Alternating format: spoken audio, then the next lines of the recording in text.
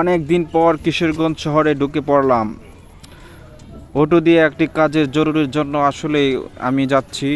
খুব গুরুত্বপূর্ণ কাজের জন্য অটো দিয়ে যাচ্ছি কিশোরগঞ্জ শহরের ভিতরে। তো অনেক দিন পর শহরের ভিতরে ঢুকে পড়ছি। তো আপনারা দেখছেন এটা, এবং হলো গৌরঙ্গবাজারের মোড়। এই যে গৌরঙ্গবাজারের মোড় আমি এখন পার হয়ে যাব। এখানে ট্রাফিক পুলিশ আছে, সবসময় থাকে। তবে আজকে অফিস আদালত বন্ধ থাকার কারণে যানজট খুবই কম এবং মানুষও কম, একদম ফাঁকা রাস্তাঘাট। তো কারণ সরকারি বেসরকারি সব কিছুই বন্ধ থাকার কারণে আমরা ঠিকই লোকজনের একটা এবং অটোতে ভিড় এবং যানজট এই ধরনের কোনো ধরনের দেখা পাচ্ছি না। তো যাই হোক, এটা হলো শহীদা মসজিদ, এবং কিশোরগঞ্জে বড় একটা মসজিদ, শহীদা মসজিদ।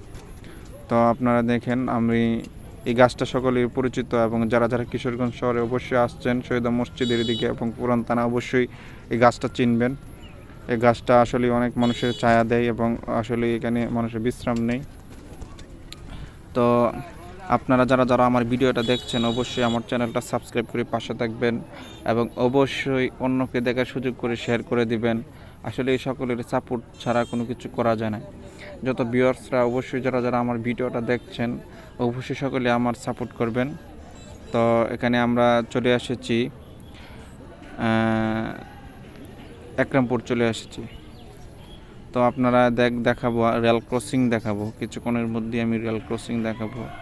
কেন আসলেই এই যে এটা হলো রেল ক্রসিং, এখানে রেল ক্রসিং করা হয়। তো দেখেন কিশোরগঞ্জ, এখানে রেল ক্রসিংয়ের যে এটা হলো একরামপুর, দেখেন এই যে রেল ক্রসিং, এটাও দেখালাম ওই পাশে, সকলেই দেখেন।